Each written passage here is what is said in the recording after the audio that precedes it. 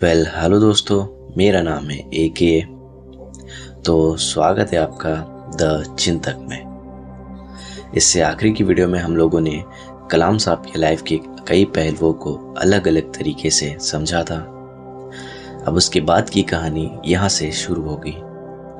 मेरा सुझाव ये है कि आप हेडफोन्स लगा लें अच्छे अनुभव के लिए।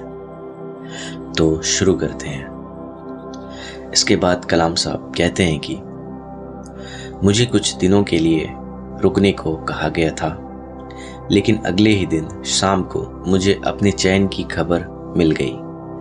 मुझे INCOSPAR में रॉकेट इंजीनियर के रूप में शामिल किया जाना था। मेरे जैसे एक युवा के लिए यह किसी सपने के सच होने जैसा था।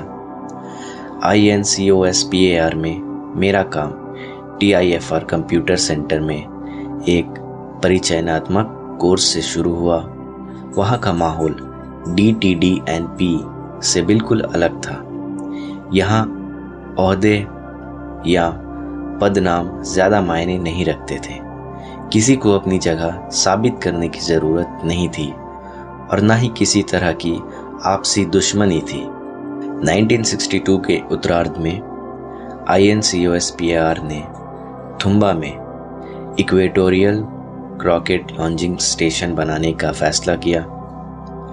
थुम्बा केरल में त्रिवेंद्रम, अब जो कि तिरुवनंतपुरम है, के पास एक शांत मछुआरों का गांव था।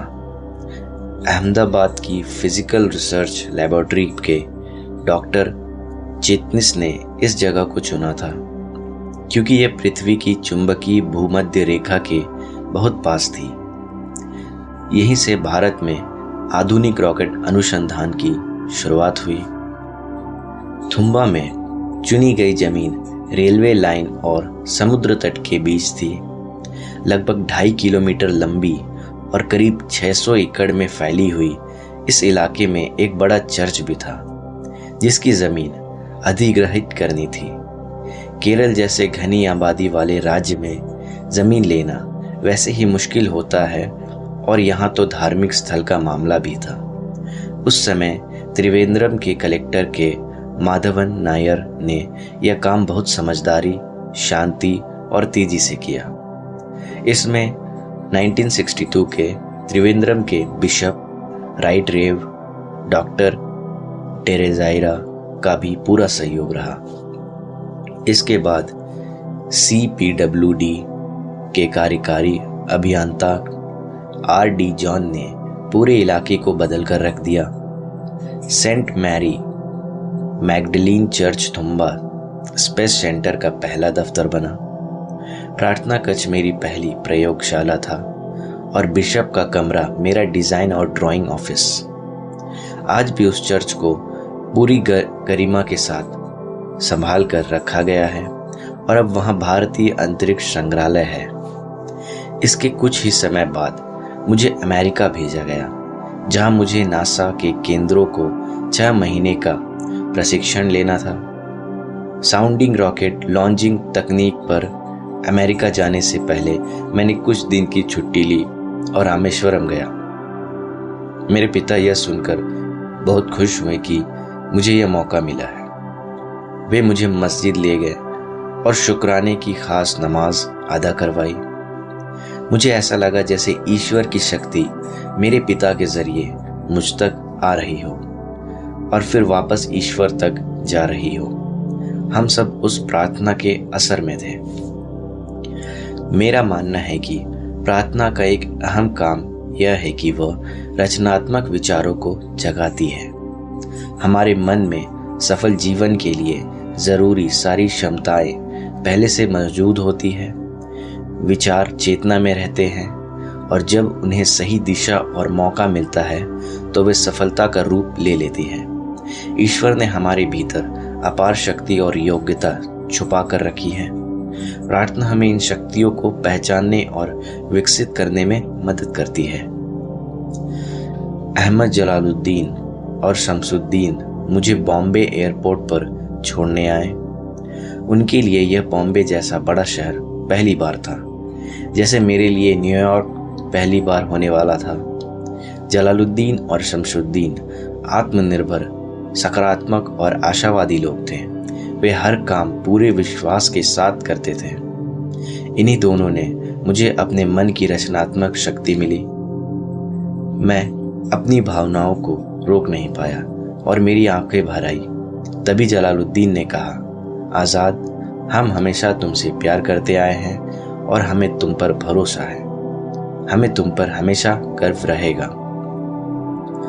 उनके विश्वास की गहराई ने मेरी आखिरी हिम्मत भी तोड़ दी और मेरी आंखों से आंसू बह निकले।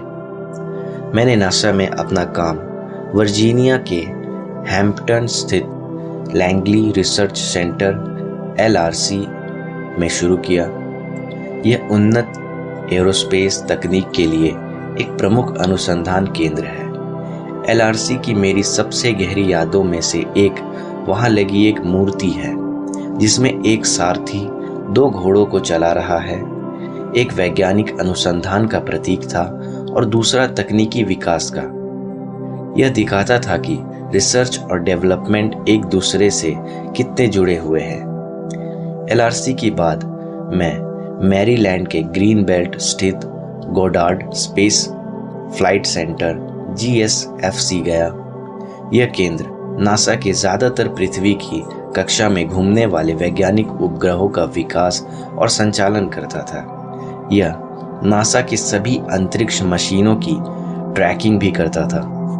यात्रा के अंत में मैंने वर्जीनिया के ईस्ट कोस्ट पर स्थित वॉल्प्स आइलैंड के वॉल्पस फ्लाइट फैसिलिटी गया। यह नासा के साउंडिंग रॉकेट प्रोग्राम का आधार था।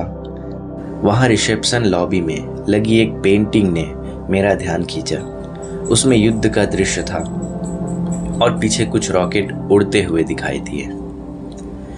ऐसी पेंटिंग किसी रॉकेट केंद्र में आम हो सकती है, लेकिन खास बात यह थी कि रॉकेट दागने वाले सैनिक गोरे नहीं थे, बल्कि दक्षिण एशिया के लोगों जैसे सांवले और भारतीय चेहरे वाले थे।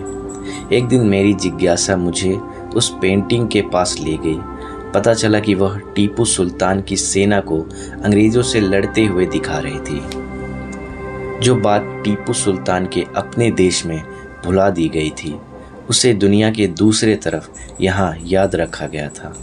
मुझे यह देखकर बहुत खुशी हुई कि नासा ने एक भारतीय को रॉकेट युद्ध कला के नायक के रूप में सम्मान दिया था।